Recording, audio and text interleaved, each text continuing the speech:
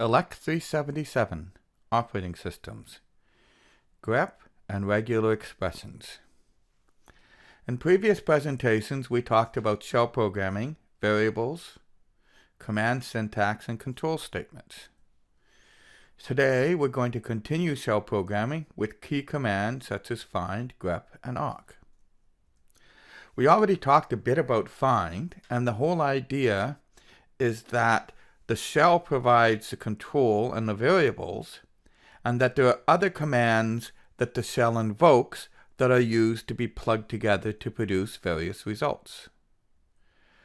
One of the most popular and useful of these is the grep command. It is a generalized searching tool, and the name comes from an editor command that is still available in VI, which is G, which stands for global, slash, and then a regular expression, slash, P, which meant print. And so it would search for the file and print those lines that match the regular expression.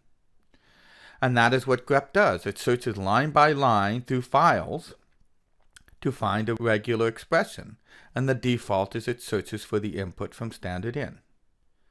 It is a powerful tool for finding things in code that somebody else has written. So the general syntax of this command is grep and a pattern, such as an init module, and a list of files. So find which of the files in a directory contains the word init module. Grep init module will print the list of the files that contain it. Grep has a whole bunch of different flags, and many of these flags can be combined. -i means a case-insensitive match, so grep -i to do in test.c will print lines that contain to do in any form of mixed case from test.c. -w means that the match must be the entire word. So grep -w date in a file called test.c prints lines that contain the word date. It won't match lines that have words like update unless it also contains another word date as a separate word. -v inverts what grep does. It prints the lines that don't match the pattern. The default, if you only give it a single file, is to print just the line that matches. So if you grep main and shell.c, well, it doesn't print the name shell.c at the match because there's only one file that it's looking in. -h tells grep to print the name of the file anyways. You might use this, for example, if you're using grep in the body of a for loop, where you're running the grep command on multiple files individually in a for loop, so you still want the name of the file to be printed out. Grep, when it prints on multiple files, so grep main and star.c in lab 0, there are multiple .c files, and so grep will, by default, print the name of the file before the match. The -h tells it not to print the name of the file. So grep -l, main and star.c, will only print the lab0 user.c. And you might use this if you're using grep to generate the names of the files for a for loop, just like using the command file to generate the list of files for a for loop. So grep -q main.c will print nothing, but the exit status will be 0. The exit status is 0 if there's at least one match. The exit status will be 1 if there are no matches. The exit status will be 2 or more if there was some sort of an error. So the file does not exist, or if there was an error in the pattern or other errors. There are 3 types of regular expressions that we use in Unix. The first is globbing, which you've already seen. These are file patterns such as star.c, which are recognized by the file and by -name in find. And they're fairly simple patterns where star is just an arbitrary number of characters. Then are the more formal normal regular expressions, which are used by default by grep, sed, and awk, and by many editors such as VI. And then there are extended regular expressions which use the -e flag, which we will not be talking about directly, but you can look at in the man pages if you're interested. So let's look at the normal regular expressions. The dot matches any single character. So if we grep t dot e, it's going to match the, T-H-E, tie, T-Y-E, tie, T-I-E. It's going to match any 3-character sequence in which T and E are the first and third character and any character in the middle. So T number sign E, T question mark E, any of those.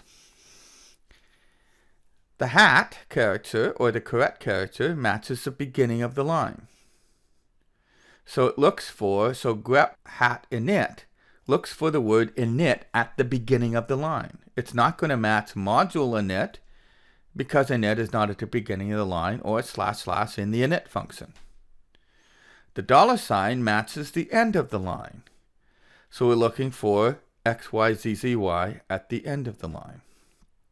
The backslash negates any special meaning of the next character. And notice on the previous grep $ is that we used single quotes to prevent the $ from matching. The backslash negates any special meaning of the next character. So if we want to actually look for a period length in the file, well, period in a regular expression matches any character, so backslash dot allows us to look for a specific character of period. And grep of backslash $1, well, it's already in single quotes, which means that the $1 is not interpreted by the shell.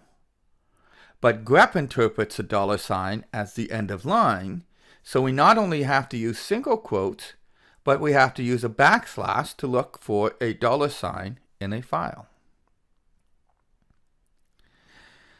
There are also operators that work on other regular expressions. So star repeats the previous regular expression. Notice that this is different from the glob star. The star must be applied to an existing regular expression. So grep x, y star z means that the star applies to the y. So this will match x and z because there might be 0 y's, x, y, z, x, y, y, z, x, y, y, y, z, or any number of y's. We can also put a list of characters in the list. So T-H-I-E in square brackets E looks for any 3-character sequence that starts with T and ends in E, but the only characters in the middle are H, I, and E. We can combine the two. So if we take the star and we apply it to the H-I-E, and we put the square brackets around the E and S, well, this matches T and E because the H-I-E has a star, or T-S, but it also matches T-H-E, which is 1 character from the middle, and the E. This, which is 2 characters from the list of H-I-E, and the character S from the second bracket, and other possible mixtures of these representations. The caret inside of square brackets means anything not in the list of characters. So inside square brackets, it doesn't mean beginning a file, it means not for the list. So if we take the THIE from the previous example and we put the caret at the beginning, then it's any 3 characters in sequence that start with T and end with E, but do not contain H, I, or E in the middle. For example, we might want to search for non-Java doc comments because Java doc comments start with /*. So let's look for something that goes /* and something that's not a star as the 3rd character. The last thing we'll talk about when we talk about regular expressions is things that allow us to match a specific number of characters. So the curly braces with backslashes in front of the braces.